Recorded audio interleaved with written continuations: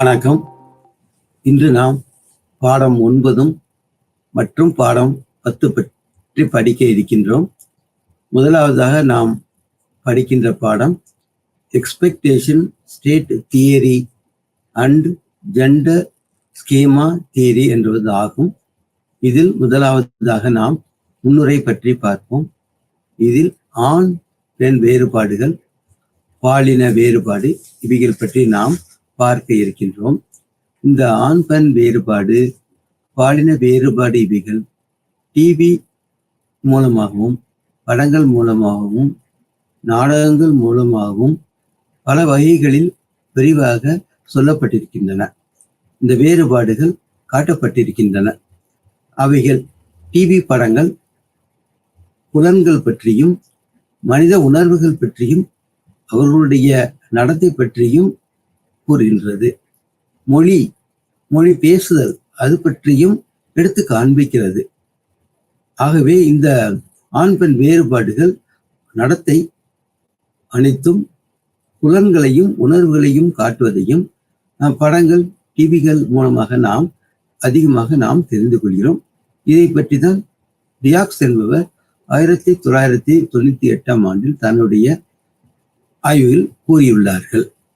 பெண்கள் எவ்வாறு சமூக தொடர்புகளை உடையவராக இருக்கிறார்கள், எவ்வாறு அவர்கள் தங்களுடைய செயல்களில் தூண்டப்படுகின்றார்கள் போன்றவற்றையும், ஆண்கள் எவ்வாறு இந்த தொடர்புகளை உடையவர்களாக இருக்கின்றார்கள், அவர்கள் எவ்வாறு இந்த தூண்டல்களால் பாதிக்கப்படுகின்றார்கள், இவைகளை பற்றி தான் இந்த பாடத்தில் அதிகமாக பார்க்க இருக்கின்றோம். சமூக பயன்பாடுகள், அதன் மூலம் இந்த சமூகத்திற்கு என்ன பயன்கள் ஏற்படுகின்றன, இவருடைய தூண்டல்களினால் செயல்பாடுகளினால் என்னென்ன பயன்கள் ஏற்படுகின்றன என்பது பற்றியும் நாம் இந்த பாடங்களில் பார்க்க இருக்கின்றோம். அவர்கள் உறுதிப்பாடோடும் தன்னம்பிக்கையோடும் இந்த ஆண்களும் பெண்களும் செயல்படுகின்றார்கள். அந்த நம்பிக்கை அவர்களுக்கு ஒரு கருவியாக இருக்கிறது. அவர்கள் இந்த தன்னம்பிக்கையினாலும் உறுதிப்பாட்டினாலும் பிறர் மேல் ஈடுபாடு உடையவர்களாகவும் தனித்த ஆளுமை உடையவர்களாகவும் அவர்கள் செயல்படுகின்றார்கள் என்று பேகன் என்ற ஆய்வாளர் 1966 தன்னுடைய ஆய்வில் கூறியுள்ளார்கள். இதில் தனிநபருடைய சுதந்திரம் எந்த அளவிற்கு இருக்கிறது, வரையறை என்ன, எல்கைகள் என்ன என்பது பற்றியும் இந்த பாடத்தில் சொல்ல இருக்கின்றோம். இவர்கள் இந்த ஆண்களும் பெண்களும் சார்ந்திருத்தல் என்ற பண்பு உடையவர்களாக இருக்கிறார்கள். மனிதர்கள் என்கின்ற பொழுதே ஏதாவது ஒரு வகையில் அவர்கள் குழுவினோடும் பெற்றோரோடும் நண்பர்களோடும் சார்ந்திருத்தல் மிகவும் அவசியமானதாக இருக்கிறது. ஆகவே சார்ந்திருத்தல் என்ற பண்பானது மிக முக்கியமானது ஆகும். சமூகப்படுத்தலில் அந்த சார்ந்திருத்தல் என்பது ஒரு முக்கியமான பண்பை உடையதாக இருக்கிறது. ஏனென்றால் ஒரு சமூகம் என்கின்ற பொழுது அவர்கள் பிறரோடு சார்ந்திருக்காமல் இருக்க முடியாது. இதில் ஆண் பெண்களுடைய பங்களிப்பு எந்த அளவில் இருக்கிறது, எந்த அளவில் எவ்வாறு நடைபெறுகிறது, இந்த சார்ந்திருத்தல் எவ்வாறு இருக்கிறது, அதன் மூலம் இந்த சமூகப்படுத்தல் எவ்வாறு இருக்கிறது போன்றவைகளை பற்றியும் நாம் பார்க்க இருக்கின்றோம். இதுதான் இந்த பாடத்தினுடைய முன்னுரையாக இருக்கிறது. பாடம் 9.1 செல்ஃப் கன்ஸ்ட்ரூவல் அண்ட் ஜெண்டர். முதலில் நாம் செல்ஃப் கன்ஸ்ட்ரூவல் என்றால் என்ன என்பதை பற்றி நாம் தெரிந்து கொள்ள வேண்டும். தனி நபர் தான் யார், தன்னுடைய திறன்கள் என்ன, இதை பற்றி தெரிந்து கொள்வதுதான் இந்த செல்ஃப் கன்ஸ்ட்ரூவல். ஒரு தனி மனிதன், அது ஆணாய் இருந்தாலும் சரி பெண்ணாய் இருந்தாலும் சரி, தன்னை ஒப்பிட்டு பார்த்து கொள்கிறான், தன்னுடைய திறன்களை எடை போட்டுக் கொள்கின்றான். இந்த எடை போட்டுக் கொள்வதை நாம் உளவியலில் பெஞ்ச்மார்க் என்று சொல்கின்றோம். பெஞ்ச்மார்க் என்றால் அவனுடைய செயல், சிந்தனை, அவனுடைய பேச்சு இவைகளில் அவனுடைய நிலைப்பாடு என்னவாக இருக்கிறது என்பதை தன்னை எடை போட்டுக் கொள்வது ஆகும். இதை நாம் செல்ஃப் கான்ஸ்ட்ரூவல், அதாவது தனிநபர் தன்னை மதிப்பிட்டுக் கொள்ளுதல், அளவீடு செய்து கொள்ளுதல் என்ற அளவில் இருக்கிறது. அதாவது தான் யார், நான் யார் என்பதை என்று சொல்லுகின்ற பொழுது தன்னுடைய திறன்கள் என்ன, நம்மளால் செய்ய முடிந்த சக்தி என்ன, உடலாலும் மனதாலும் நாம் செய்யக்கூடியவைகள் என்னென்ன என்பதை பற்றியெல்லாம் ஒரு அளவீடு என்பதுதான் இந்த செல்ஃப் கான்ஸ்ட்ரூவல். ஆகவே இது ஆண்களுக்கு எவ்வாறு இருக்கிறது, பெண்களுக்கு எவ்வாறு இருக்கிறது, அதனுடைய எடை எவ்வாறு போட்டு வைத்துக் கொள்கிறார்கள் என்பதை பற்றியெல்லாம் பார்க்க போகின்றோம். மனம் என்பது தனி மனம் அல்லது பொது மனம் என்று விளக்கப்படுகின்றது. தனியாக தான் யார் என்கின்ற பொழுது தனி மனம் என்றும், ஒரு சமூகம் என்கின்ற பொழுது பொது மனம் என்றும் இருப்பதாக பாமிஸ்டர் என்ற ஆய்வாளர் 1986 கூறியுள்ளார்கள். உள்மனம் என்பது பிறருக்காக, காட்டு மனம் என்பது எவ்வாறு இருக்கிறது என்பதை பற்றி பார்ப்போம். அதாவது ஒரு தனி மனிதன் உள்மனத்தில் பல்வேறு சிந்தனைகளையும் என்ன செய்ய வேண்டும், தன்னுடைய விருப்பங்கள் என்னென்ன இருக்கின்றன, எப்படி இருக்கின்றன என்பதை பற்றியெல்லாம் அவன் மனதில் போட்டு வைத்திருக்கின்றான். மனதில் அவனுடைய திறன்கள், அவனுடைய சிந்தனைகள், என்ன செய்ய வேண்டும், அவனுடைய சக்தி என்ன, அனைத்தும் உள் மனத்தில் அவன் போட்டு வைத்திருக்கின்றான். இதை அவனுக்கு திறந்து யாருக்கும் காட்டுவதில்லை. ஆனால் பிறருக்காக வெளிப்படையாக காட்டுகின்ற பொழுது அதில் குறிப்பிட்டு சிலவற்றை இவைகளை அவன் மற்றவர்களுக்காக காட்டுகின்றான். ஆகவே மனதில் உள்மனம் என்றும் வெளிமனம் என்றும் இரண்டாக இருக்கிறது என்பதை நாம் பார்க்கின்றோம். பிறருக்காக, இந்த சமூகத்திற்காக அவன் தன்னை பற்றி காட்டிக்கொள்கின்ற பொழுது செயல், சிந்தனை, நடத்தை, மொழி இவைகளில் அவன் ஒரு பங்கு வைக்கிறான், ஒரு வகையில் செயல்படுகின்றான் என்று பாமிஸ்டர் என்ற ஆய்வாளர் கூறியுள்ளார்கள். இதில் மேற்கத்திய மனம் பற்றி பார்க்க இருக்கின்றோம். அவருடைய மனமானது எவ்வாறு இருக்கிறது? மேற்கத்திய மனம் அவருடைய இது கலாச்சாரம் சார்ந்ததாக இருக்கிறது. மனம் என்று சொல்கின்ற பொழுது அவன் வாழுகின்ற இடம் அந்த கலாச்சாரம் சார்ந்ததாக இருக்கிறது. இதில் தனி மனம் பெரியது. ஏனென்றால் அவன் உள்மனத்தில் பல்வேறு சிந்தனைகள், பல்வேறு அவனுடைய திறன்கள் அனைத்தையும் போட்டு வைத்திருக்கின்றான். ஆகவே அதில் தனி மனம் பெரியதாக இருக்கிறது. நான் ஏற்கனவே கூறியது போல, தன்னை பற்றி அவன் நினைக்கின்ற பொழுது நான் யார் என்பதை ஒரு ஆணோ பெண்ணோ நினைக்கின்றார். அதன் பிறகு அவர் தன்னை பற்றி சொல்லுகின்றார். அது சொல்லுகின்ற பொழுது உதாரணமாக ஒரு ஆணோ பெண்ணோ வெட்கம், சரளமாக பழகக்கூடிய தன்மை, எவ்வாறு அவன் எவ்வாறு மற்றவர்களோடு சரளமாக பழகுகிறான் என்பதை பற்றி நாம் பார்க்கின்றோம். ஆகவே நான் யார் என்று சொல்கின்ற பொழுது சரளமாக பழகக்கூடிய நபரா, வெட்கப்படக்கூடிய நபரா, கோபப்படக்கூடிய நபரா போன்ற தன்மைகளையும் அவன் கற்றுக்கொள்கின்றான். ஆகவே இதுவும் அவனுடைய செல்ஃப் கான்ஸ்டுவல் அல்லது தன்னை பற்றி சொல்லுகின்ற பொழுது அதில் வருகிறது. அது ஆணுக்கு ஒரு வகையாக இருக்கலாம், அது பெண்ணுக்கு ஒரு வகையாக இருக்கலாம். இது சுயமரியாதை, அது அவனுடைய சொந்த அளவீடு, அவனுடைய சுயமரியாதை, தனித்துவம், தனிமையாக அவன் தன்மையுடையவராக இருக்கின்றார். நாம் முக்கியமாக என்ன பார்க்கின்றோம் என்றால், தனித்துவம், ஒவ்வொருவரும் ஒரு தனி பண்புகள் அல்லது கூறுகள் அல்லது திறன்கள் உடையவராக இருக்கிறது என்பதை நாம் தெரிந்து கொள்கிறோம். ஆகவே இந்த தனித்துவம் அதில் இருக்கிறது. ஆகவே அவன் மற்றவரிடத்தில் தன்னை வேறுபடுத்திக் கொள்கிறான். தன்னை தன்னுடைய திறன்கள் மற்றவருடைய திறன்களிலிருந்து, மற்றவரிடமிருந்து வேறுபாடு உடையதாக இருக்கிறது. ஆகவே இதில் நான் யார் என்று சொல்கின்ற பொழுது அந்த பண்புகளை அவன் நினைத்துக் கொள்கிறான். சரளமாக படக்கூடிய தன்மையா, வெட்கப்படக்கூடியவனா அல்லது கோபப்படக்கூடியவனா என்பதை பற்றியெல்லாம் அவன் ஓரளவுக்கு ஒரு அளவீடு செய்து கொள்கின்றான். இதில் 2 வகையா பார்க்க போகிறோம். உதாரணமாக நண்பர், மகள், இவரோடு ஒப்பிட்டு அவன் அல்லது அவர், அவள், நண்பர், மகள், சக தோழர், இது போன்ற இதோடு ஒப்பிட்டு தன்னை பற்றி, தன்னுடைய நண்பர்கள் யார், தன்னுடைய மகள் யார், தன்னுடைய சக தோழர் யார், நான் இந்தியனா அல்லது வேறு நாட்டினரா, இசை அமைப்பாளரா, எந்த குழுவில் நான் இருக்கிறேன், ஆசிய நாட்டினரா அல்லது வேறு நாட்டினரா என்பதை பற்றியெல்லாம் அவன் கருதுதலும், தன்னை நிலைப்படுத்திக் கொள்வதும், தன்னை பற்றி ஒரு அளவீடு செய்து கொள்வதும் தேவையானதாக இருக்கிறது. அத்தோடு அவன் அந்த குழுவோடு அவன் இணைந்து கொள்கின்றான். நண்பர்கள் குழு, இந்தியன் குழு, இசை அமைப்பாளர் குழு போன்றவற்றில் அவன் தன்னை இணைத்துக் கொள்கின்றான். ஏற்கனவே கூறியது போல அவன் தன்னுடைய சுயமரியாதை, தன்மதிப்பு உடையவராக இருக்கின்றான். இந்த சுயமரியாதையும் இந்த தன்மதிப்பும் இந்த செல்ஃப் கான்ஸ்டுவல் அதில் வருகிறது. தன்மதிப்பு உடையவரை தன்னை எடை போட்டு வைத்திருக்கின்றான் என்பதை ஏற்கனவே நாம் பார்த்தோம். இதில் மற்றவர்களும் முக்கியமானவர்களாக இருக்கிறார்கள்.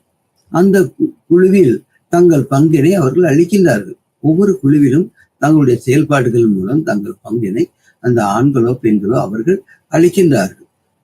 அதே சமயத்தில் இந்த கலாச்சாரமும் இந்த குழுவோடு இணைத்து கட்டுப்படுத்துகிறது. கலாச்சாரம் ஏற்கனவே நான் கூறினேன், சமூகப்படுத்தல், இந்த கலாச்சாரம் அனைத்தும் ஒன்றோடு ஒன்று இணைந்ததாக ஆகும். இந்த சோசியல் சைக்காலஜி, சமூக உளவியலில் சமூகப்படுத்தல் ஒரு முக்கியமான பங்கு வகிக்கிறது. சோசியல் சைக்காலஜியில் அல்லது சமூக உளவியலில் கலாச்சாரம் ஒரு முக்கியமான பங்கு வகிக்கிறது. மேலை நாடுகளின் கலாச்சார வேறுபாடு உடையதாக இருக்கிறது, நம்முடைய கலாச்சாரம் ஒரு விதமாக இருக்கிறது. ஆகவே கலாச்சாரமானது இந்த சமூக உளவியலில் முக்கிய பங்கினை வகிக்கிறது என்பதை பற்றியும் நாம் பார்க்கின்றோம். ஒரு நாட்டினுடைய தனித்துவம் மிக்கவரா, கூட்டுத்தன்மை உடையவரா என்பதை பற்றியும் நாம் எவ்வாறு நாம் கண்டுபிடிக்கிறது என்று பார்க்கின்ற பொழுது அதை ஒரு வினா நிரல் மூலம் கண்டுபிடிக்க முடியும். ஒரு நாட்டின் தனித்துவம் மிக்கவரா, கூட்டுத்தன்மை உடையவரா என்பதை வினா நிரல் மூலமாக நாம் தெரிந்து கொள்கின்றோம்.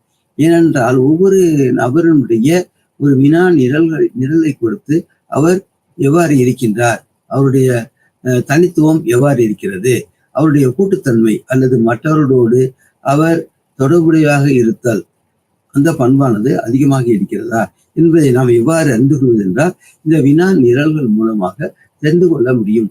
ஒவ்வொருவரை பற்றி அறிந்து கொள்ளும் பொழுது நாம் ஒரு வினா நிரல் கொடுத்து தனித்துவம் மிக்கவரா, கூட்டுத்தன்மை உடையவரா என்பதை பற்றி நாம் தெரிந்து கொள்ள முடியும்.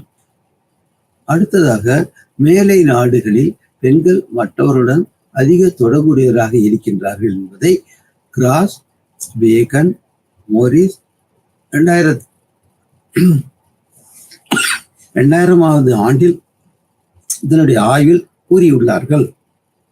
மேலை நாடுகளில் பெண்கள் மற்றவர்களோடு அதிக சமூக தொடர்புடையவர்களாக இருக்கிறார்கள் என்பதை அவர் தன்னுடைய ஆய்வு கட்டுரையில் கூறியிருக்கின்றார். கிராஸ், பேகன், மோரிஸ் என்பவர் இதையே தன்னுடைய 2000 ஆண்டில் கூறியுள்ளார்கள். மேலை நாட்டு பெண்கள் அவர்களுடைய மற்றவர்களுடன் தொடர்புடையது வேறுபட்டதாக இருக்கிறது. அவர்கள் எவ்வாறு தொடர்புடையார்கள் என்பதை பற்றி வினா நிரல்கள் மூலம் நாம் கண்டறிந்து அவர் வைத்திருக்கின்றார். கீழே நாட்டு பெண்களும் அவருடைய தொடர்பும் வேறுபாடு உடையதாக இருக்கிறது. யாருடன் தொடர்புடையவர்களாக இருக்கிறார்கள், அவருடைய செயல்கள் எவ்வாறு இருக்கின்றது என்பதையெல்லாம் வினா நிரல் மூலமாக இந்த ஆய்வில் அவர் கூறியுள்ளார். அடுத்ததாக, மேலை நாடு என்று வருகின்ற பொழுது அவர்கள் நெருங்கிய ஒரு தொடர்புடையவர், யாருடன் மிக நெருங்கிய தொடர்பு உடையவர்களாக இருக்கின்றார் என்றால் மனைவியாக இருப்பவர் தன் குடும்பத்தோடும், பெற்றோர், நெருங்கிய நண்பர்கள் இவருடன் மிக நெருங்கிய தொடர்புடையவராக இருக்கின்றார்கள். இதை நாம் ரிலேஷனல் செல்ஃப் கான்சிவர் என்று கூறுகின்றோம். இவ்வாறு மேல்நாட்டு பெண்கள் சமூக உறவுகளில் நெருங்கிய குடும்பம், பெற்றோர், நண்பர்கள் இவருடன் மட்டுமே முக்கியமாக பெண்கள் அந்த தொடர்புகளை ஏற்படுத்தி வைத்திருக்கின்றார்கள். இதைத்தான் நாம் ரிலேஷனல் செல்ஃப் கான்சிவர் என்று ஒரு பெயரிட்டு அழைக்கின்றோம். இதே ஆண்களை என்று சொல்கின்ற பொழுது அவர்கள் கூட்டு, கலெக்டிவ் செல்ஃப் கான்சிவர். பெண்கள் என்று வருகின்ற பொழுது அவர்கள் ரிலேஷனல் செல்ஃப் கான்சிவர் என்றும், ஆண்கள் என்று வருகின்ற பொழுது கலெக்டிவ் செல்ஃப் கான்சிவர். ஏனென்றால் அவர்கள் தங்களுடைய குழு, தங்களுடைய வேலை செய்யும் இடம், ஒரு நிறுவனம் அல்லது கல்லூரி அல்லது ஒரு விளையாட்டு குழு, இவைகளோடு தொடர்புடையவர்களாக இருக்கிறார்கள். இதை கலெக்டிவ், அவர் அந்த குழுவில் தான் அவர்கள் நெருங்கிய தம்மை முக்கியத்துவம் கொடுத்து வைத்துக் கொள்வார்கள். அதை கலெக்டிவ் செல்ஃப் கான்சிவர் என்று நாம் கூறுகின்றோம். அடுத்ததாக, பாடம் 9.2 an expanded view of gender and interdependence. Interdependence என்று சொல்லுகின்ற பொழுது அவர்கள் சார்ந்திருத்தல், எக்ஸ்பேண்டட் வியூ என்றால் அதை பரவலாக்கி நாம் பார்க்க போகின்றோம். இந்த ஆண்களும் பெண்களும் அந்த சார்ந்திருத்தல் என்பதில் எவ்வாறு இருக்கிறார்கள், ஆண்களும் பெண்கள் தொடர்புடையாக இருக்கும்போது, அந்த சமூகத்தில் தொடர்புடையாக இருக்கும்போது எந்த அளவில் அவர்கள் சார்ந்திருக்கின்றார்கள் என்பதை பற்றி நாம் பார்க்க இருக்கின்றோம். தனி குழு மனம் அறிதல். தனிநபர் குழுவானது, தனிநபர் பண்பானது அந்த குழுவில் தனியாக வெளிக்காண்பிக்கப்படுகின்றது. அந்த தனிநபரும் அந்த குழுவில் அவருடைய மனதை பற்றி நாம் அறிகின்றோம்.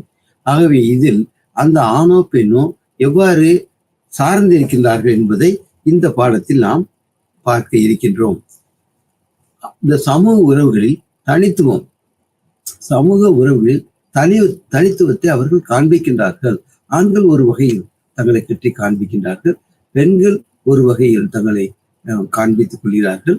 ஆகவே அந்த தனித்துவமானது அந்த குழுவோடு அதிக உறவு உடையதாக இருக்கிறது என்பதை பார்க்கின்றோம்.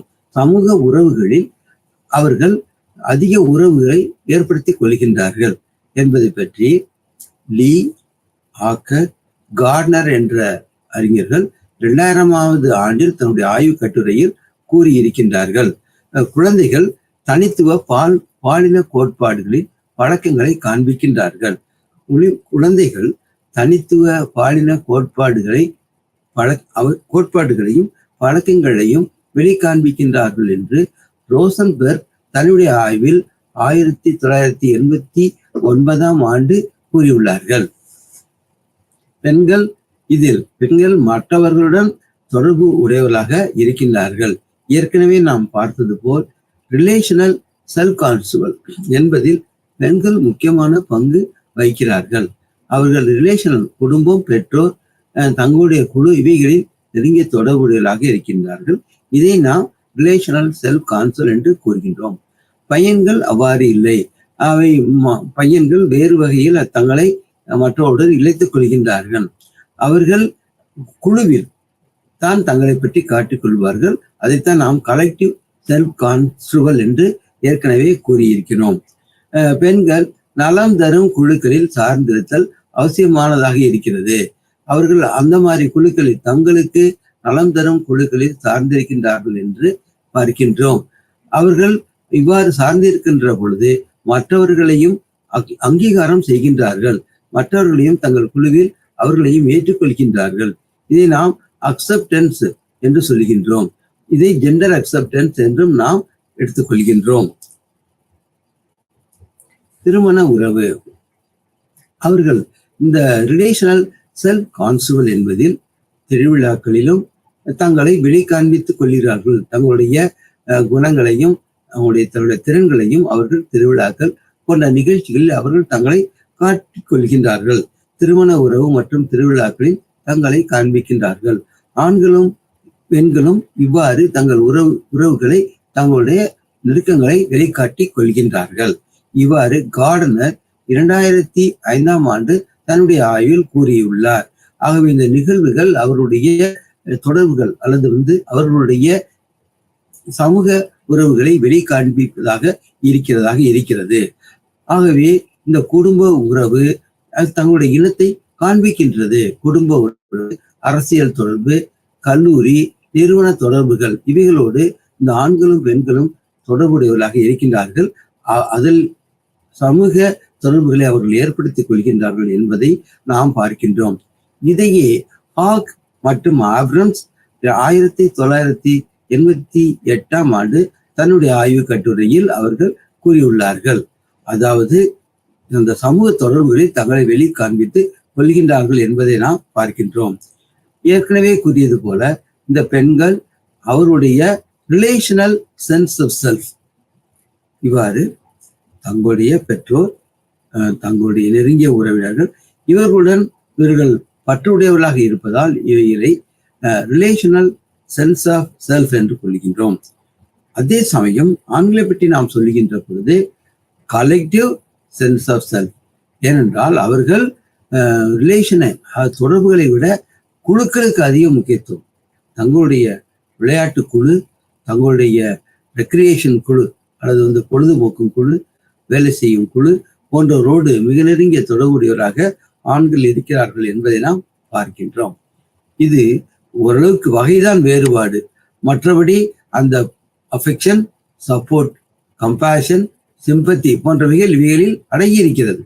வகையும் ஆண்களும் பெண்களும் வேறு வகையில் தங்களை தொடர்படுத்திக் கொண்டாலும் உள்கூறுகள் என்று பார்க்கின்ற பொழுது அஃபெக்ஷன், சப்போர்ட், கம்பேஷன், சிம்பத்தி அல்லது ஆதரவு. அஃபெக்ஷன் என்றால் அவை உணர்வு அல்லது ஆதரவு இருக்கிறது. சப்போர்ட் என்றாலும் அது அந்த குழுவோடு குழுவுக்கு இவர்கள் உதவும், குழுவும் அந்த ஆண்களுக்கும் பெண்களுக்கும் உதவுகின்றது. கம்பேஷன், மிக அன்புடையவர்களாக இருக்கின்றார்கள். சிம்பத்தி அல்லது அதற்காக அவர்கள் உழைத்து வேண்டும் என்கின்ற சிம்பத்தி, அதோடு தன்னுடைய சிம்பத்தி என்றால் ஒரு இரக்கத்தையும் காண்பிக்கின்றார்கள் என்பதை நாம் பார்க்கின்றோம். அடுத்ததாக சோசியல் ஹைரார்கிஸ். சோசியல் ஹைரார்கிஸ் என்றால் சமூக அந்தஸ்தில் உயர்வு தாழ்வு ஒரு வரிசை கிரமமாக அது அமைகிறது. அது ஆண்கள் குழுவென்றாலும் சரி, பெண்கள் குழுவென்றாலும் இந்த சோசியல் அல்லது சமூக வரிசை கிரமத்தை நாம் பார்க்கின்றோம். அதில் குரூப் மெம்பர்ஷிப், அவருடைய உயர்வு தாழ்வு என்பது அதில் வரிசை கிரமமாக இருக்கிறது என்பதையும் நாம் பார்க்கின்றோம். குரூப் மெம்பர்ஷிப், அதோடு அந்த குழுவோடு அவர்கள் ஒரு உண்மையான உறுப்பினராக அவர் இருக்கின்றார்கள். அதில் லீடர்ஷிப், பல வகைகளில் கடந்து சென்று தலைமை பொறுப்புகளை ஏற்று நடத்துகின்றார்கள். மேலும் கலெக்டிவ், இதனுடைய முடிவு, அந்த தலைமை முடிவானது கலெக்டிவ் இன்டர்டிபெண்டன்ஸில் முடிகிறது. ஆகவே இந்த குழுக்களில் அவர்கள் செயல்பட்டு இறுதி நிலையில் அவர்கள் தலைமை பண்பினை ஏற்று நடத்தி செயல்படுகின்றார்கள் என்பதையும் நாம் பார்க்கின்றோம். அடுத்ததாக பாடம் 9.2.1 இவற்றில் உடற்கூறு சார்ந்தது. நாம் என்ன உடற்கூறு சார்ந்தது என்று நாம் பார்க்கின்றோம். இதில் சமூக காரணிகள் இருக்கின்றன. எவ்வாறு அவர்கள் சார்ந்திருக்கின்றார்கள் என்றால் அதற்கான சமூக காரணங்களை நாம் பார்க்கின்றோம். அதற்கான தன்னுடைய லட்சியங்கள், தன்னுடைய செயல்பாடுகள், தன்னுடைய முயற்சி, இந்த முயற்சிகளை கொடுத்து அவர்கள் சார்ந்திருக்கின்றார்கள். இதை நாம் பழைய காலங்களிலிருந்து பார்க்கின்ற பொழுது, பழைய காலத்தில் விலங்குகளை வேட்டையாடினார்கள். வேட்டையாடி அவர்கள் சமூகத்தோடு சேர்ந்திருந்தார்கள். பழைய காலங்களில் வேட்டையாடி, விலங்குகளை வேட்டையாடி சமைத்து சாப்பிட்டு அல்லது ஒரு குழுவாக இருந்து அவர்கள் செயல்பட்டிருந்தார்கள். இதை நாம் உடற்கூறு சார்ந்த என்று சொல்கின்றோம். நாளடைவில் வேறு வகையாக இருக்கிறது, வேறு வகையாக சார்ந்திருத்தல். அதே போல் நாம் வேட்டையாடி உடல் உழைப்பு செய்து நாம் இதையும் தேடி பயன்பெற வேண்டிய அவசியம் இந்த காலத்தில் இல்லை. ஆக சார்ந்திருத்தல் நிலையானது வேறு வகையாக இருக்கிறது. ஆரம்ப காலங்களில் உடற்கூறு சம்பந்தப்பட்டதாக இருந்த நம்முடைய இந்த சார்ந்திருத்தல் நாளடைவில் அவ்வாறு இல்லாமல் வேறு பிற வகைகளில் இந்த சமூகத்தோடு, இந்த கலாச்சாரத்தோடு சார்ந்ததாக அவருடைய சார்ந்திருத்தல் நிலை, அந்த அவருடைய வாழ்க்கை முறையானது வேறுபாடு உடையதாக இருக்கிறது என்பதை நாம் பார்க்கிறோம். அடுத்ததாக ஆண்களை பொறுத்த மட்டில் மேல் ஆண்ட்ரோஜென்ஸ், அவர்களை பொறுத்த ஆண்ட்ரோஜென்ஸ் என்ற ஜீன்ஸ் ஆனது அல்லது அவருடைய ஹார்மோன்ஸ் ஆனது அவர்களுக்கு, அவருடைய செயல்பாடுகளுக்கு முக்கியமான காரணமாக இருக்கிறது என்பதை பார்க்கிறோம். அதாவது ஆண்ட்ரோஜென்ஸ், ஆக்சிடோசின் போன்றவைகள் நம்முடைய உடலில் ஆண்களை பொறுத்த மட்டில் தாக்கங்களை ஏற்படுத்துகிறது என்பதையும் பார்க்கின்றோம். பெண்கள் சார்ந்திருத்தல் அதிகம். அவர்கள் வேறு வகையில் அவர்கள் சார்ந்திருக்கின்றார்கள். அவர் பெற்றோர், தன்னுடைய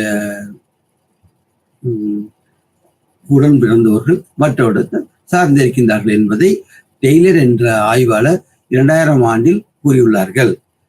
பெண்கள் குழந்தை வளர்ப்பு போன்றவற்றில் ஈடுபாடு உடையவர்களாக இருக்கின்றார்கள். அவர்கள் குழந்தைகளோடும் அவருடைய வாழ்க்கை முறை அல்லது செயல்பாடுகள், வளர்ப்பு முறை வேறு விதமாக இருக்கிறது. அவர்கள் யாரோடு ஈடுபாடு உடையவர்களாக இருக்கின்றார்கள் என்றால், பெண் குழந்தைகள் பொம்மை வைத்துக் கொள்வதும் மற்ற குழந்தைகளோடு விளையாடுவதும் அவருடைய தொடர்புடைய தன்மைகள், சமூகப்படுத்துதல் அவ்வாறு இருக்கிறது என்பதை நாம் பார்க்கின்றோம். அதே சமயம் பையன்கள் அவர்கள் துப்பாக்கியில் வைத்துக் கொண்டு விளையாடுவார்கள். சிறுபிராயத்தில் நாம் பார்த்தால் பையன்கள் துப்பாக்கிகளை ஏந்தி விளையாடுவதும், பெண் பிள்ளைகள் பொம்மைகளை வைத்து விளையாடுவதும், டால்ஸ் அல்லது குழந்தை பொம்மைகளை வைத்து விளையாடுவதும் அவருடைய இயல்பான பண்பாக இருக்கிறது. அதுதான் அவருடைய சமூகப்படுத்தல், அதுதான் அவங்க தங்களை சார்ந்திருத்தல், அதுதான் தங்களை காண்பித்துக் கொள்ளுதல் என்பதை பற்றி நாம் இந்த பாடத்தில் பார்க்கின்றோம். இது ஆண் பெண் சார்ந்தது, அந்த குழந்தைகள் சார்ந்தது. அதை நாம் இந்த பாடத்தில், இந்த இடத்தில் நாம் பார்க்கின்றோம். அதிலும் முக்கியமாக ஆண் குழந்தைகள் எவ்வாறு தங்களை காண்பித்துக் கொள்கிறார்கள், பெண் குழந்தைகள் எவ்வாறு தங்களை வகைப்படுத்தி காண்பித்துக் கொள்கிறார்கள் என்பதை பார்க்கிறோம். இவைகளும் இந்த சமூகப்படுத்தலில் முக்கியமான ஒரு நிலைப்பாடு அல்லது ஒரு நிலை அல்லது வகை அல்லது செயல் தன்மை ஆக இருக்கிறது என்பதை நாம் பார்க்கின்றோம். அடுத்ததாக மொழியும் இந்த ஆண்களுக்கும் பெண்களுக்கும் சார்ந்திருத்தலுக்கு மிகவும் வழிவகுக்கிறது. அதே போல என்கரேஜிங் டாஸ்க், அவர்கள் செய்யக்கூடிய செயல்களுக்கு அந்த குழுக்கள் மிகவும் உதவி செய்கின்றன. அது ரிலேஷனல் குழு, தொடர்புடைய குழுவாக இருந்தாலும் சரி, கலெக்டிவ் குரூப் என்றாக இருந்தாலும் சரி, இதில் மொழி, அவருடைய ஒத்துழைப்பு இவைகள் பங்கு வகிக்கின்றன. பிளே மெட்டீரியல் இவ்வாறு பயன் தருகின்றன. இரண்டு வகையிலுமே அந்த குழுக்கள் உதவிகரமாக இருக்கின்றார்கள். அடுத்ததாக ரோல் மாடலிங். ரோல் மாடலிங் என்றால் தாங்கள் பங்கு வகிக்கிறார்கள், தங்களுடைய பங்கை காண்பித்துக் கொள்கிறார்கள். ஒவ்வொருவருக்கும் தனித்துவமான இந்த சமூகத்தில் பங்கு இருக்கிறது. சமூகத்தில் ஆண்களும் பெண்களும் தங்களுடைய பங்களிப்பை தருகின்றார்கள், தங்களுடைய பங்கை ஒவ்வொருவரும் அளிக்கின்றார்கள். ஆண்கள் ஒரு வகையில் தங்களுடைய பங்களிப்பும், பெண்கள் ஒரு வகையில் தங்களுடைய பங்களிப்பையும் தருகிறார்கள் என்பதை நாம் பார்க்கின்றோம். இந்த குழுக்களில் அவருடைய எக்ஸ்பெக்டேஷன்ஸ், என்ன விரும்புகிறார்கள், என்ன எதிர்பார்க்கிறார்கள் என்பதையும் நாம் பார்க்கின்றோம். இதில் பேரண்ட்ஸ், அது பெற்றோர்களுடைய அவருடைய எதிர்பார்ப்புகள் என்ன, அல்லது குழந்தைகள் பெற்றோர்களுக்கு தரக்கூடிய அந்த கான்ட்ரிபியூஷன் அல்லது கொடுத்தல் என்பது என்னவாக இருக்கிறது என்பதை பார்க்கிறோம். அதனுடைய ஆட்டிடியூட்ஸ் அல்லது ஆட்டிடியூட்ஸ் என்றால் விருப்பம். ஆண் பிள்ளைகள் எவ்வாறு விருப்பத்தை காண்பிக்கிறார்கள், பெண் பிள்ளைகள் எவ்வாறு விருப்பத்தை காண்பிக்கிறார்கள், எவ்வாறு இந்த சமூகத்தில் மாற்றங்களை இந்த விருப்பங்கள் ஏற்படுத்துகின்றன போன்றவற்றையும் பார்க்கின்றோம்.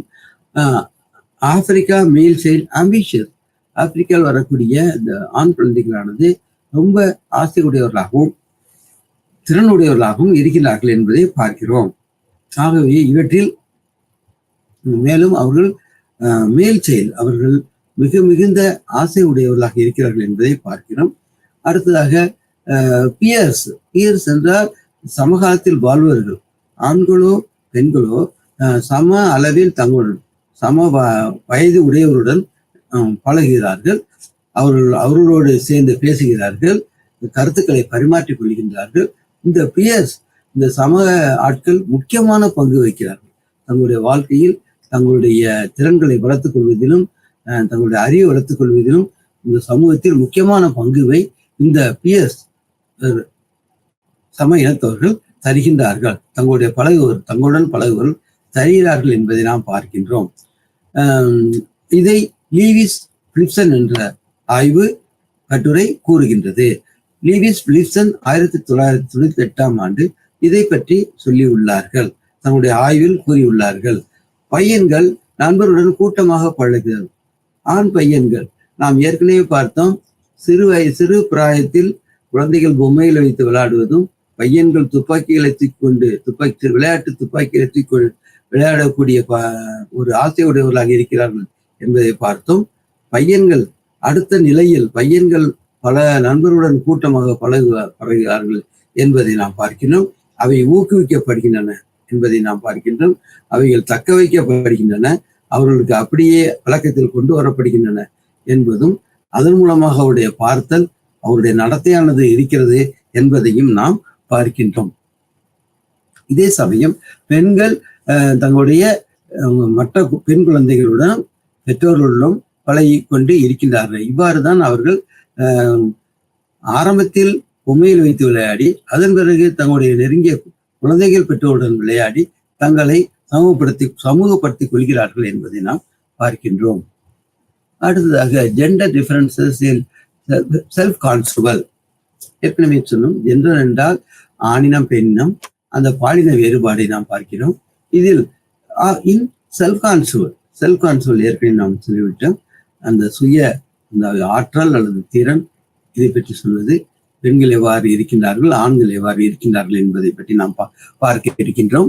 ரிலேஷனல் சென்ஸ், இதை பல தடவை கூறிவிட்டேன். ரிலேஷன் என்றால் நம்ம தொடர்புடையவர்கள், தங்களை விவரிக்க இவ்வாறு இருக்கின்றால் நாம் நெருங்கிய தொடர்பு உடையவர்கள், பெற்றோர், சமகாலத்து குழந்தைகள், இவருடன் தங்களை ரிலேஷனல் சென்ஸ் அந்த தொடர்பை ஏற்படுத்தி. ஆண்கள் குழுக்கள், அதாவது தங்கள் அடுத்த ஆண் இன மாணவர்கள், ஆண் இன விளையாட்டு குழு, ஆண் இன வேலை செய்யும் இடம், இவர்களுடன் தான் இவர்கள் இந்த ஆண் பையன்கள், ஆண் பிள்ளைகள் தொடர்புடையவராக இருப்பார்கள். அதை குரூப் செல்ஃப் கான்சோல் என்று சொல்லுகின்றோம், குரூப் ஆட்டிடியூட் என்று சொல்லுகின்றோம். இதைத்தான் மெக்கோயர் 1982 தன்னுடைய ஆய்வில் கூறியுள்ளார்கள். அவ்வாறு பெண்கள் ரிலேஷனல் சென்ஸ் என்றும் ஆண்கள் குரூப் சென்ஸ் என்றும் இருப்பார்கள். அடுத்ததாக பள்ளி மாணவர்கள் நெருங்கிய தொடர்பு உடையவராக இருக்கின்றார்கள். பையன்கள் குழு உறுப்பினர்கள் இருக்கிறார்கள். பெண்கள் தங்களை மற்றவர்களுடன் ஒப்பிட்டு பார்த்து கொள்கின்றார்கள். பெண்கள் தங்கள் நடை பாவனை, தங்களுடைய செயல்பாடுகள், அறிவுத்திறன் இவைகளையும் மற்றவருடன் ஒப்பிட்டு பார்த்து கொள்கின்றார்கள். அவர்கள் தங்களை பற்றி ஒரு குழுவில் கூறிக்கொள்கின்றார்கள். தங்களை பற்றி கூறி அவர்கள் அதிகமாக பெண்கள் தங்களை மொழி மூலமாகத்தான் தங்களை விவரித்துக் கொண்டு மொழி மூலமாக கூறுவதிலும் அதை பரிமாற்றம் செய்து கொள்வதிலும் மிகவும் மகிழ்ச்சி அடைகின்றார்கள். அதன் மூலமாக தொடர்புகளை ஏற்படுத்தி கொள்கின்றார்கள். இதைத்தான் நாம் ரிலேஷனல் செல்ஃப் கான்சோல் என்று கூறுகின்றோம்.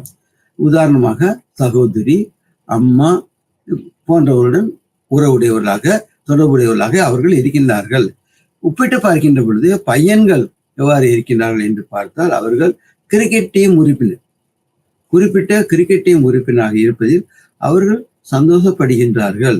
அல்லது ஒரு ஸ்டேட் அல்லது ஒரு மாநிலம் அல்லது ஒரு நிறுவனம் இது தங்களுக்கு பங்களிப்பு என்னவாக இருக்கிறது என்பதையும் தாங்கள் எவ்வாறு பங்களிப்பு செய்கின்றார்கள் என்பதையும் இந்த ஆண் பிள்ளைகள் காட்டிக்கொள்கிறார்கள். இவ்வாறு ரோசன்பெர்க் என்பவர் கூறியுள்ளார். அதே போல சுயமதிப்பு, தொடர்பு, ஒத்திசைவு அல்லது இன்டர்பர்சனல் ஹார்மனி. இன்டர்பர்சனல் ஹார்மனி என்றால் இவ்வாறு தொடர்புகள் ஏற்படும் பொழுது ஹார்மோனியஸ், முரண்பாடுகளே இல்லாமல் அவர்கள் அமைதியாக மகிழ்ச்சிகரமாக இருக்கிறார்கள். இதை நாம் ஒத்திசைவு என்று கூறுகின்றோம். அவர்கள் உணர்வுகளை பரிமாற்றம் செய்து கொள்கிறார்கள். சென்சிட்டிவிட்டி, மிகுந்த உணவு உடையவர்களாக இருக்கின்றார்கள். பையன்கள் சோசியல் டாமினன்ஸ். பையன்கள் என்று பார்க்கின்ற பொழுது அவர்கள் சமூகத்தில் தன்னை அதிகமாக காட்டிக்கொள்கின்றார்கள். இதை பையன்களை சோசியல் டாமினன்ஸ் என்று சொல்கின்றோம். பெண்கள் அந்த அளவு தங்களை இந்த டாமினன்ஸ் இருப்பதை காட்டிக்கொள்வது இல்லாமல் இருக்கிறார்கள் என்பதை நாம் இந்த விளக்கங்களின் மூலமாக தெரிந்து கொள்கின்றோம். Impact of self control on social cognition. Impact of self control on social cognition. Social cognition என்றால் சமூக பார்வை, காக்னிஷன் என்றால் புலன்களின் மூலமாக உணர்ந்து கொள்ளுதல். சமூகத்தில் நாம் எவற்றை இந்த புலன்களின் மூலமாக உணர்ந்து கொள்கின்றோம். அதில் இந்த செல்ஃப் கான்சோல், இந்த சுய அறிவு, சுய திறனானது சோசியல் காக்னிஷனுக்கு எவ்வளவு தன் பங்களிப்பை தருகின்றது. அதாவது சமூக ஒரு பார்வைக்கு இந்த தனிநபர் கட்டமைப்பு எவ்வாறு பாதிப்புகளை ஏற்படுத்துகிறது என்பதை நாம் பார்க்க இருக்கின்றோம். இதை பற்றி மார்க்கஸ் கிடேமா 1991 கூறியுள்ளார், தன்னுடைய ஆய்வில் கூறியுள்ளார். இதில் பழையபடி சார்ந்திருத்தல் என்பது ஆனது இருக்கிறது. சோசியல் காக்னிஷனில் ஆண்களோ பெண்களோ அவர்கள் சார்ந்து இருக்கின்றார்கள். அவர்கள் மற்றவருடன் சமூக தொடர்புகளை ஏற்படுத்தி இருக்கின்றார்கள்.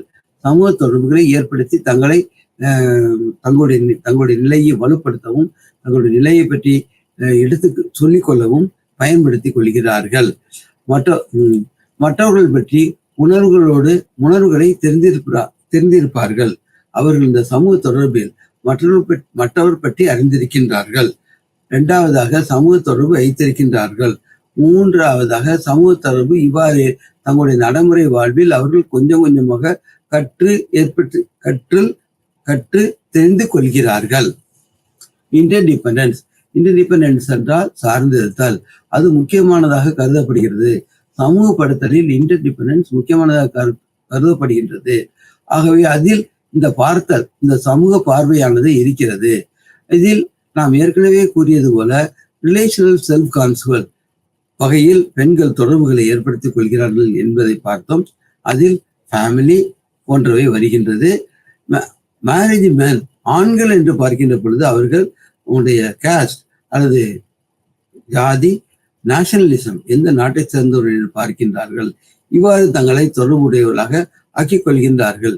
பெண்கள் ரிலேஷனல் செல்ஃப் கான்ட்ரோல் எடுத்துக்கொள்வதும் ஆண்கள் குரூப் செல்ஃப் கான்ட்ரோல் எடுத்துக்கொள்கிறார்கள் என்பதையும் நாம் பார்க்கின்றோம். அடுத்ததாக 9.5 gender differences and emotions, motivation and social needs. ஆண்களும் பெண்களும் இந்த உணர்வுகள் பரிமாற்றத்திலும் தூண்டல்களிலும் சமூக தேவைகள் அவர்களுக்கு இருக்கிறது என்பதை பற்றி பார்க்கின்ற பொழுதும் என்னென்ன வேறுபாட்டுடன் இவைகளை மேற்கொள்கிறார்கள் என்பதை நாம் பார்ப்போம். Effects of emotions. முதலில் உணர்வுகள் என்று வருகின்ற பொழுது பெருமை, கோபம், தவறுடைய தவறு எண்ணம், வெட்கம் போன்றவைகள் வருகின்றன. Ego focused. ஈகோ என்றால் செல்ஃப் என்று இந்த சுய மனத்தை காட்டிக்கொள்ளுதல். Women more fun in relational self control. இவர்கள் பெண்கள் என்று பார்க்கின்ற பொழுது மிக அதிகமான மகிழ்ச்சியுடையவர்களாகவும் இந்த தொடர்புகளில் அதிக மகிழ்ச்சி அடைகின்றார்கள், இந்த தொடர்ச்சி பரிமாற்றங்களில் அதிக மகிழ்ச்சி அடைகின்றார்கள் என்பதை நாம் பார்க்கின்றோம். men more fun collective events. ஆண்கள் இதே சமயம் ஆண்கள் என்று பார்க்கின்ற பொழுது அவர்கள் தங்களுடைய அதிகமான நண்பர்கள், தங்களுடைய அதிகமான விளையாட்டுக்குழு, தங்களுடைய நிறுவன குழு போன்றவற்றில் அவர்கள் தங்களுடைய உணர்வுகளை காட்டிக்கொள்கின்றார்கள். பெண்கள் tend to be friend. அவர்கள் மிக முரண்பாடுகள் இல்லாமல் மிக மகிழ்ச்சிகரமாக இருக்க வேண்டும் என்று பெண்கள் விரும்புகின்றார்கள். ஆகவே இந்த சமூகப்படுத்தலில் அவர்கள் அமைதியாகவும் மற்றவருடன் ஃப்ரெண்ட்லி ஆகவும் இருக்கவே இந்த பெண்கள் விரும்புகின்றார்கள். அதே சமயம் ஆண்களை எடுத்துக்கொண்டால் அவர்கள் சோசியல் குரூப்ஸ், இந்த சமூக குழுக்கள், இவைகளில் பங்கு பெறுகின்றார்கள். அதில் ஆற்றுதல் அவர்களுக்கு ஒரு மகிழ்ச்சி கிடைக்கிறது. பெண்கள் இடர்களில் மிகுந்த சிரமப்படுகின்றார்கள். அவர்கள் என்ன செய்கின்றார்கள் என்றால் ஹார்மோனி இன் ரிலேஷன்ஷிப். அவர்கள் முரண்பாடுகள் இல்லாத ஒரு உறவையை அவர்கள் விரும்புகின்றார்கள். இதை நாம் பார்க்கின்றோம். அதே சமயம் ஆண்கள் அவ்வாறு இல்லாமல் குழுக்களோடு இணைந்து செயல்படுவார்கள். அடுத்ததாக பாடம் 9.5 effects on motivation, social needs. இப்ப தூண்டல் பற்றி நாம் வருகின்றோம். தூண்டல்கள் ஆண்களுக்கும் இருக்கின்றன, பெண்களுக்கும் இருக்கின்றன. அவர்கள் எவ்வாறு தூண்டப்படுகின்றார்கள்? இந்த சமூகத்தோடு தொடர்பு ஏற்படுத்திக் கொள்ளவும், சமூகத்தில் முக்கியமான பங்கு வகிக்கவும், தங்களுடைய நிலைப்பாட்டை உறுதிப்படுத்தவும் அதற்காக எவ்வளவு தூண்டப்படுகிறார்கள் என்பதை பார்க்கின்றோம். அவர்கள் ஒன்று மோட்டிவேஷன் என்று வருகின்ற பொழுது சுயமாக தூண்டப்பட வேண்டும், அல்லது இந்த சமூகமானது அவர்களை தூண்டி வைத்து செயல்பட வைக்க வேண்டும். அது நாம் பார்க்க இருக்கின்ற பொழுது இந்தியா, ஏசியா போன்ற நாடுகள் ரிலேஷனல் முறையில் அவர்கள் தூண்டப்படுகின்றார்கள். அதே சமயம் இந்த ஆண்களானவர்கள் கலெக்டிவ் ஓரியன்டேஷன், கூட்டு தூண்டப்படுதல் என்ற முறையில் அவர்கள் தொடர்பு ஏற்படுத்தப்படுகின்றார்கள். அடுத்ததாக ஒரு படத்தின் மூலமாக நாம் மிக விரிவாக இவைகளை பற்றி தெரிந்து கொள்ள முடியும். இப்பொழுது படத்தை பார்ப்போம். படத்தில் கலெக்டிவ், இடதுபுறமாக நாம் பார்ப்பது collective interdependent self control. Interdependent என்றால் ஒன்று சார்ந்திருத்தல்.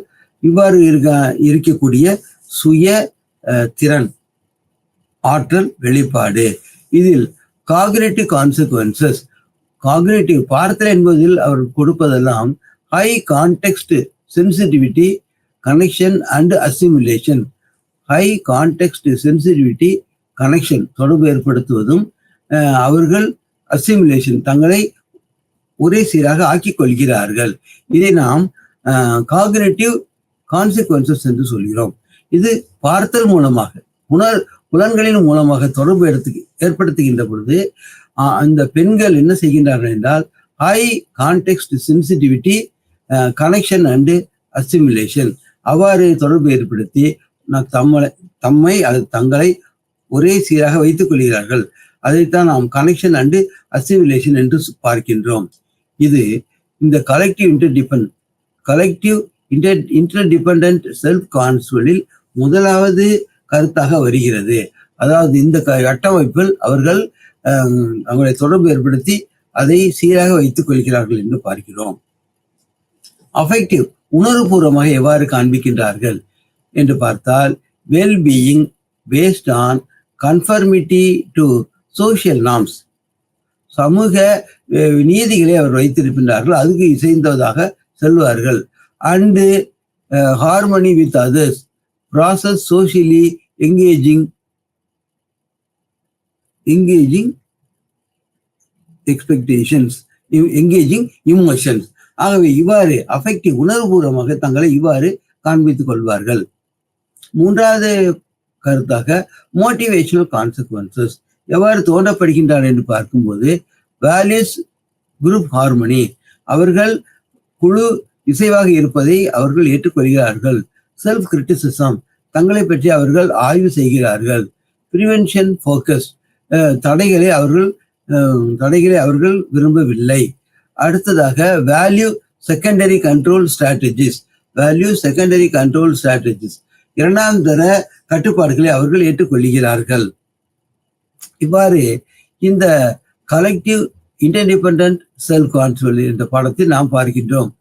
இவற்றில் முதலாவதாக காக்னிட்டிவ் கான்சிக்வன்சஸ், இரண்டாவதாக அஃபெக்டிவ் கான்சிக்வன்சஸ், மூன்றாவதாக மோட்டிவேஷனல் கான்சிக்வன்சஸ், இறுதியாக சோசியல் பிஹேவியர். இதை சார்ந்ததாக அவருடைய சமூக பயன்பாடும் பண்பாடும் இருக்கிறது என்பதை நாம் பார்க்கிறோம். அதனுடைய விளைவு என்ன கிடைக்கிறது என்றால், group organise oriented, prefers indirect communication, communication கிடைக்கிறது, தவிர்த்தல் கிடைக்கிறது, avoid confrontation, likely to initiate and speak proximity with others. இவ்வாறு அவர்கள் தொடர்பு ஏற்படுத்திக் கொள்கிறார்கள் என்று பார்க்கின்றோம்.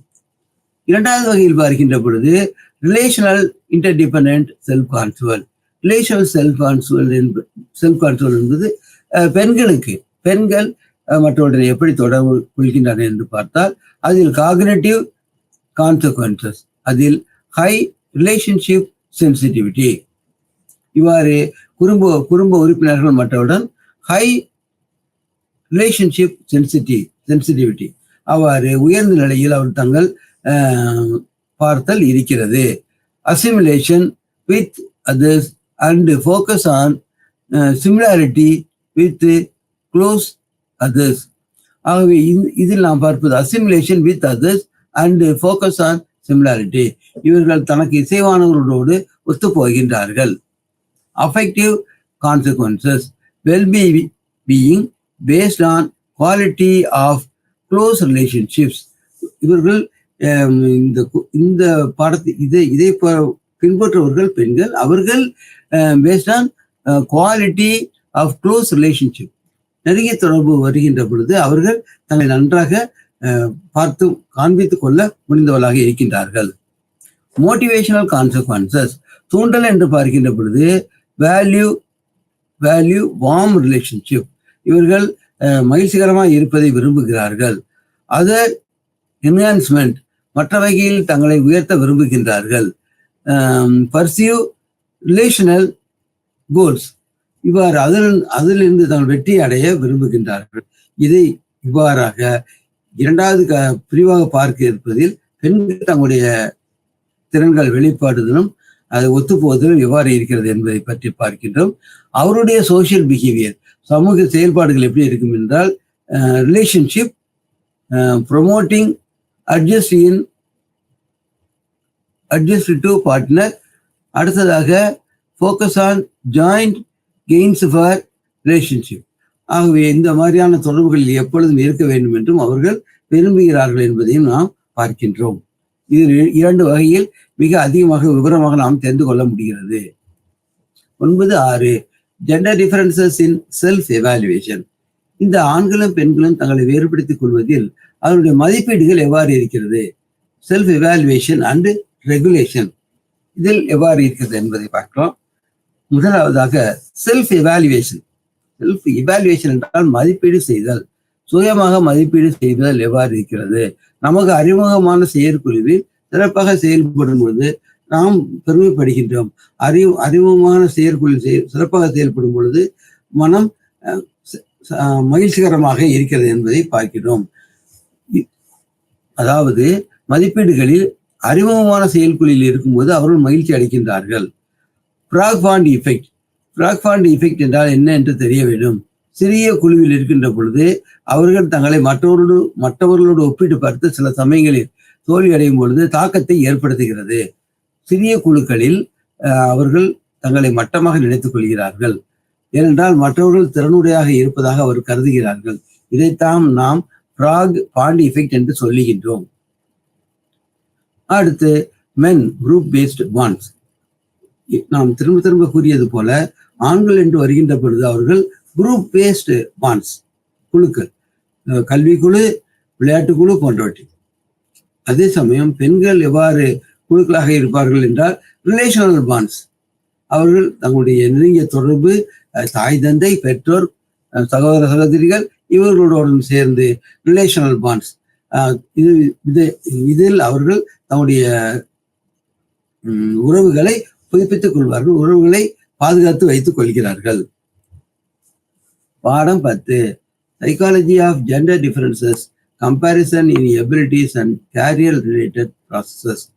ஜெண்டர் டிஃபரன்சஸ் என்றால் ஆண் பெண் பாலின வேறுபாடுகள் பற்றி பாடம் 9 மிகவும் விரிவாக பார்த்தோம். இந்த 10வது பாடத்தில் நாம் படிப்பது comparison of abilities and career related processes. தன்னுடைய திறன்களை எவ்வாறு இவர்கள் பிரயோகிக்கிறார்கள்.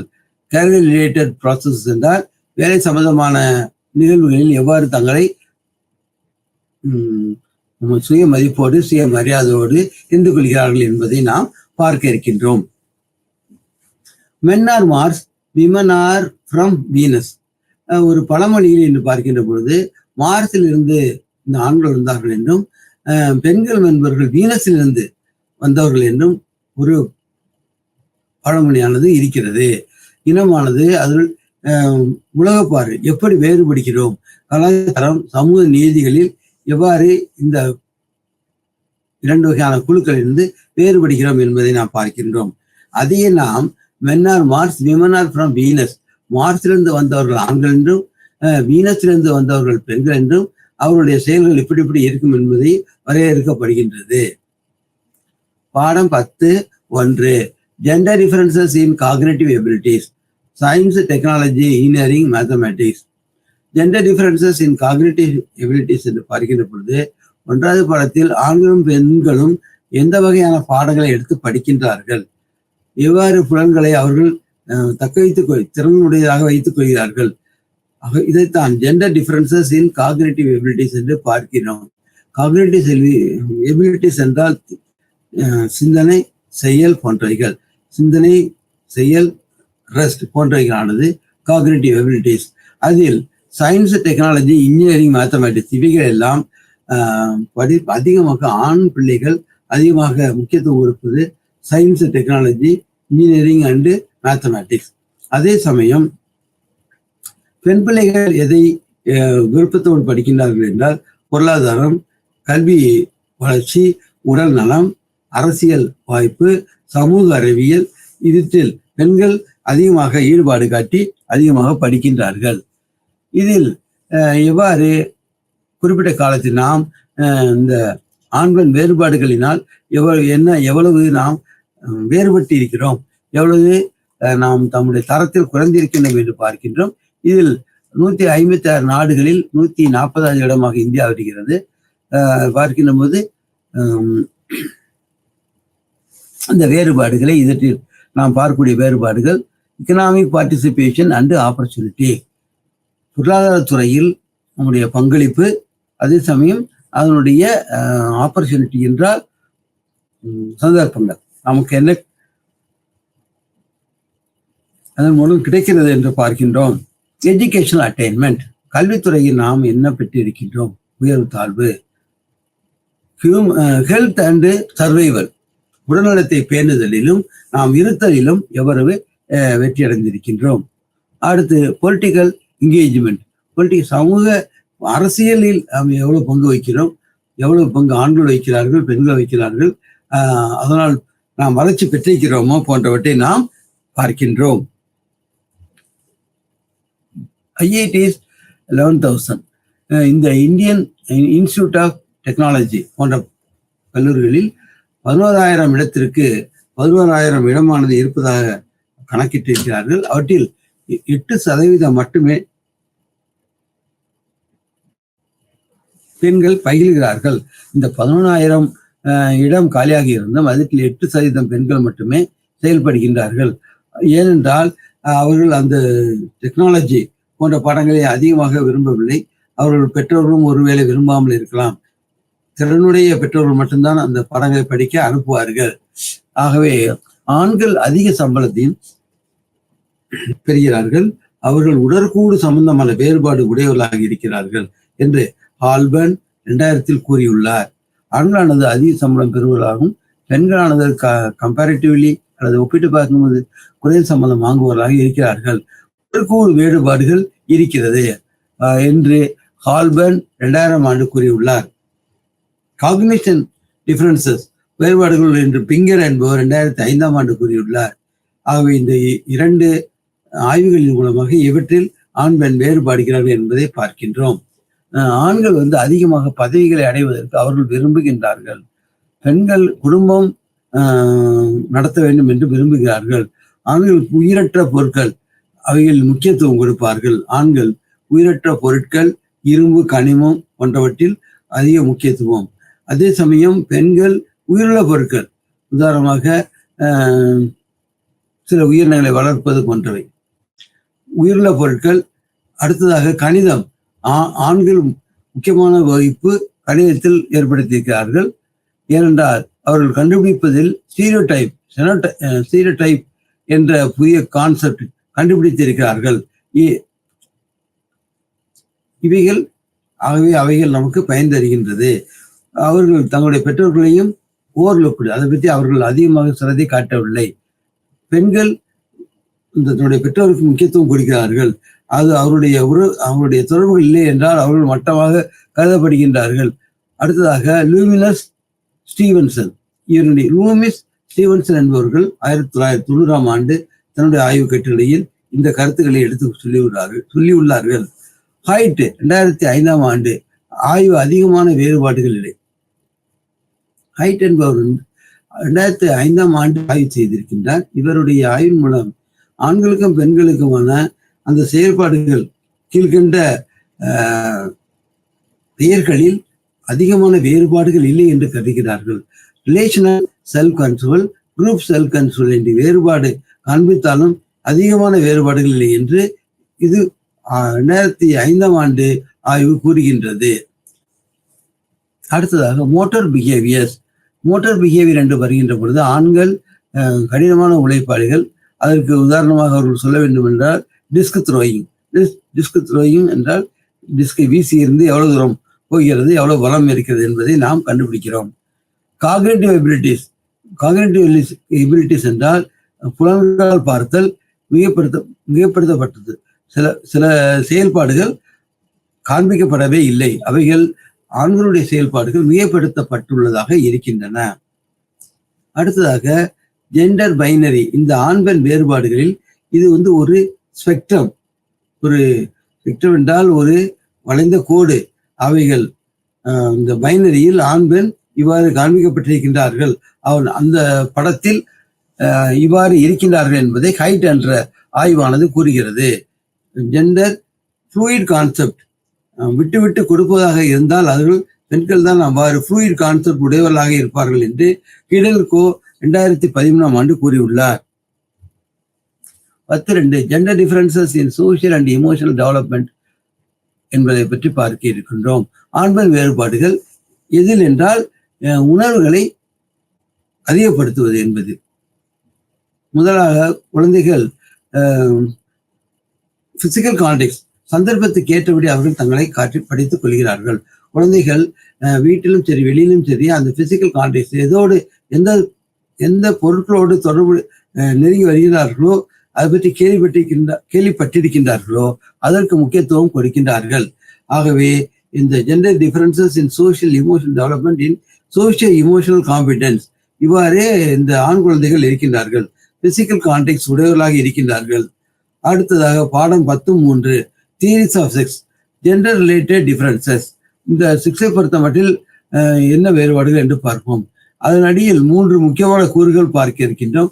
பயாலாஜிக்கல், சைக்கலாஜிக்கல் போன்றவைகள். பயாலாஜிக்கல் உடற்கூறு சம்பந்தமான மாற்றங்களை நாம் பார்க்கின்றோம்.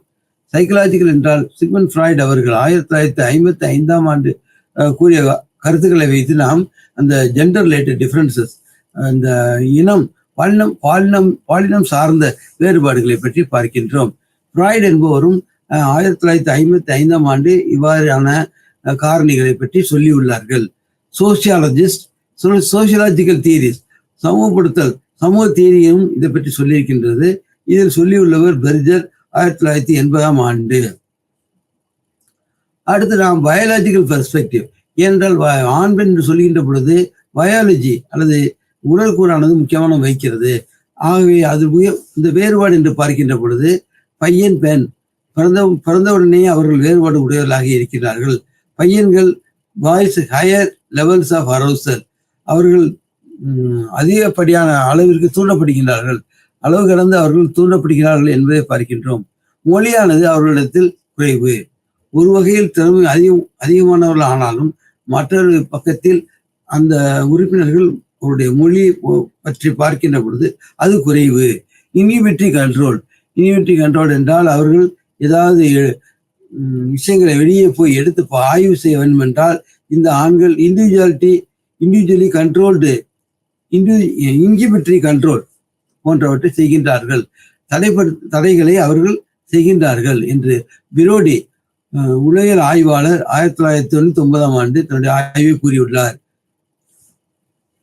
இதில் ஜீன் எக்ஸ்பிரஷன், ஜீன் முக்கியமான பங்கு வகிக்கிறது.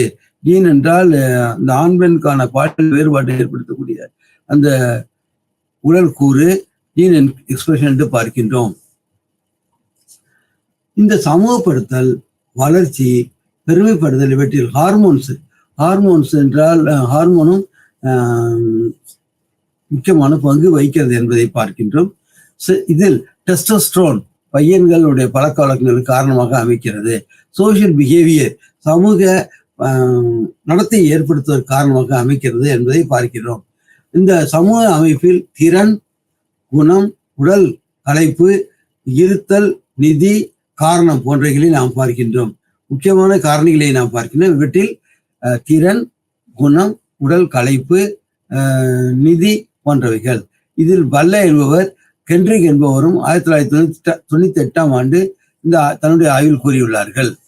அடுத்ததாக பெண்கள் நீடித்து அவர்களுடைய செயல்பாடுகளை அவர்கள் ஆண்களை போல் அல்லாமல் குழந்தை பெற விருப்பமும் குறைந்த வேலை செய்வதும் இருப்பார்கள். மொழி அதிகமாக இருக்கும். மற்ற பெண்களுடன் பொழுதுபோக்கு செய்வதற்கு அவர்கள் இருக்கிறார்கள். இவருடைய போட்டியானது பெண்களுடைய போட்டியானது நல்ல வரன் பெறுவதற்கு இருக்கலாம் என்று கிரே 1998ஆம் ஆண்டு தன்னுடைய ஆய்வில் கூறியுள்ளார்கள். இதில் ஆண்களுடைய செயல்பாடுகளுக்கு டெஸ்டோஸ்டெரோன் என்ற இந்த ஜீனானது உதவிகரமாக இருக்கிறது. அதே போல எஸ்ட்ரோஜன் ப்ரீநேட்டல் பீரியட், எஸ்ட்ரோஜன் பெண்களுக்கு காரணியாக இருக்கிறது. அது சோசியல் பிஹேவியர் சமூக நடத்தையையும் காக்னிட்டிவ் ஸ்கில்ஸ் பார்த்தலுக்கான திறன்களை வளர்க்கவும் உதவிகரமாக இருக்கிறது. அடுத்ததாக பெண்கள் மூளையானது இ பிரெயின் அல்லது எம்பத்தைசிங் பிரெயின் என்று நாம் பார்க்கின்றோம். இ பிரெயின் என்றால் எம்பத்தைசிங் பிரெயின். எம்பத்தைசி என்றால் ஒருத்தன் கவலைப்படுகின்றான் என்றால் அதற்கு நாம் கவலைப்படுவது. சிம்பத்தி எம்பத்தி என்று பார்த்திருக்கின்றோம். ஆகவே எம்பத்தைசிங் பிரெயின் என்பதில் பெண்களுடைய மூளை எவ்வாறு இருக்கிறது என்பதை பற்றி பார்க்கிறோம். ஆண்களுடைய மூளையானது எஸ் பிரெயின், சிஸ்டமேட்டிக் பிரெயின் ஆகி இருக்கிறது. அவர்கள் பெண்களது வீட்டு வேலை போன்றவற்றை செய்கிறார்கள். இந்த மாதிரி வேலைகளை ஆண்கள் பெண்களிடத்தில் ஒப்படைத்து விடுகிறார்கள். நீங்களே பார்த்துக் கொள்ளுங்கள் என்று ஒப்படைப்பார்கள். அடுத்ததாக பாடம் 10.3.2 சோசியல் டெவலப்மெண்ட் பெர்ஸ்பெக்டிவ். சமூக வளர்ச்சியானது பெர்ஸ்பெக்டிவ் என்றால் அதை நாம் பார்க்க இருக்கின்றோம். சோசியல் இன்ஃப்ளூயன்சஸ் என்ன, சமூகத்தில் என்னென்ன இன்ஃப்ளூயன்ஸ் அல்லது நம்மளை செயல்பட வைக்கிறது என்று பார்க்கின்ற பொழுது சோசியல் இன்ஃப்ளூயன்ஸ் முக்கியமான பங்கு வகிக்கிறது என்று லீபர் பார்க்கஸ் 2014ஆம் ஆண்டு தன்னுடைய ஆய்வுகளில் கூறியுள்ளார். வளர்ப்பு முக்கியம், வளர்ப்பு என்பது முக்கியமானதாக இருக்கிறது என்று லின்பேஸ் என்பவர் 2016 கூறியுள்ளார்கள். இதனுடைய விளைவு குடும்பம், சுற்றம், கல்வி நிலையம் போன்றவற்றில் இவர்கள் பங்கு பெறுவதாக இருக்கிறார்கள். ஜான் என்ற அறிஞர் தன்னுடைய ஆய்வில் கூறியுள்ளார். அனுபவம், ஆண்களை பொறுத்த மட்டில் அனுபவம், பார்த்தல், சமூகப்படுத்தல் போன்றவை முக்கியமானதாக இருக்கிறது என்று லிபன் பிக்லர் என்ற ஆய்வாளர்கள் 2002 கூறியுள்ளார்கள். ரீஇன்ஃபோர்ஸ்ட் என்றால் நம்முடைய செயல்பாடுகளை, பழக்கங்களை மீண்டும் செய்ய வேண்டியிருக்கிறது. அதனுடைய பங்களிப்பு, ரோல்ஸ், குழு, வகுப்பு போன்றவைகள் முக்கியமான பங்கு வகிக்கிறது என்று பார்க்கின்றோம். இவ்வாறாக ஆண் பெண் வேறுபாடுகளும் அவருடைய சமூகத்தில் எவ்வாறு இருந்து அவருடைய செயல்பாடுகள் இருக்கிறது என்பதை பற்றி மிக விரிவாக பார்த்துள்ளோம். நன்றி, வணக்கம்.